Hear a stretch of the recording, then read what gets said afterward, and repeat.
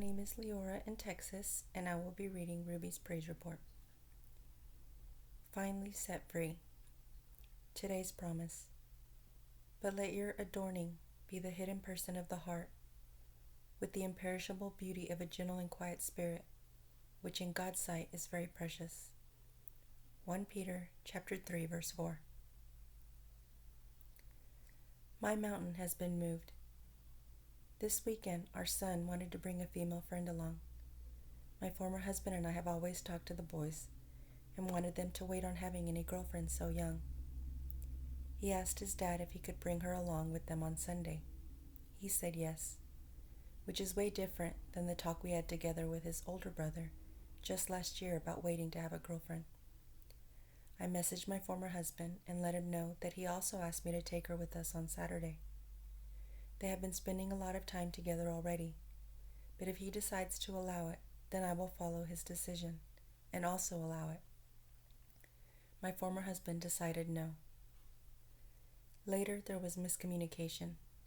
He was still going to allow him to take her when I thought his decision was not to. I had our son call him to clarify. My former husband got very mad at me that night. My former husband has always asked me to include him so we can decide together, but it wasn't going well. I felt I made a mistake by contacting him in the first place, but I knew that my love can fix anything. Instead of worrying about it like I used to when he got mad at me, I just gave it to my love to handle. My former husband called me the next morning wanting to talk. I reminded myself to just listen and be a quiet and gentle spirit. I didn't feel I needed to defend myself and didn't have any anxiety. He talked and gave me an opportunity to speak to. I apologized for the call that my son made and the confusion that we had in front of him. Even though my intentions were to be on the same page, it didn't go that way, so I was sorry for that. That day at our son's sporting event, there was no tension. I actually felt we made amends. Unlike arguments we had during the marriage, this was very different. The next day he called and asked me about my finances. Again, I didn't feel any tension between us. I felt like I could be honest. I used to feel hesitant out of fear because he would be angry, critical, harsh with his words, and demanding, but I felt protected by my heavenly husband. What can mere mortals do to me? He was not unpleasant. He was actually concerned and trying to be helpful. He was a little critical, but his tone was of concern, not scolding. I did not play the victim role. I did not ask for his help or try to make him feel guilty or sorry for me, like I had a habit of doing with him in the past. I had actually told him that I'm getting things situated. We are good. That's all that matters, and that was more important than finances. The next morning again he called trying to give me suggestions to help me with some repairs in my home. After that initial miscommunication about parenting our son, our communication has been restored and increased. What the enemy meant for evil, God uses it for good. As for you, you meant evil against me, but God meant it for good. Genesis chapter 50, verse 20. The best thing is usually when I do have contact with my former husband, I find myself backsliding, being unfaithful to my true love, letting my former husband become first in my thoughts again. But this time, I don't feel that. I feel like my mountain has been moved, finally set free.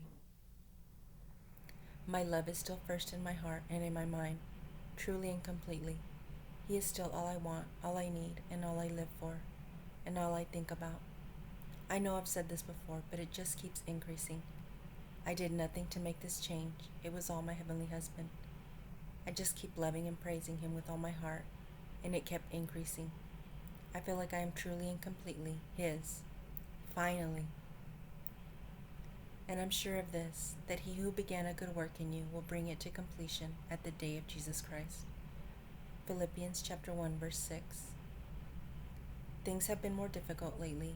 Everything is breaking. I'm short of money to pay the bills, and physically I'm struggling. But I praise God for it all.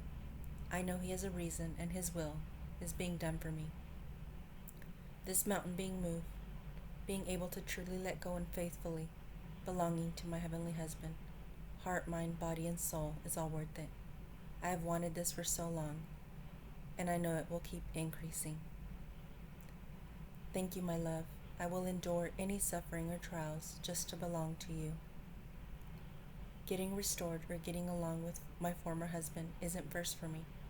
It doesn't take my eyes off of you. You are the only thing that matters to me now. I have felt this for so long, but it continues to go deeper and deeper. I only want to be submissive and respectful as unto you. I do it for you and not for anyone else, not for blessings or restoration, only to please you and show my love to you. I feel so much more closer to you when I am gentle and quiet spirit, respectful and agreeable, and that's all I want, is to be closer to you and precious in your sight. But let your adorning be the hidden person of the heart, with the imperishable beauty of a gentle and quiet spirit, which in God's sight is very precious. 1 Peter chapter 3, verse 4.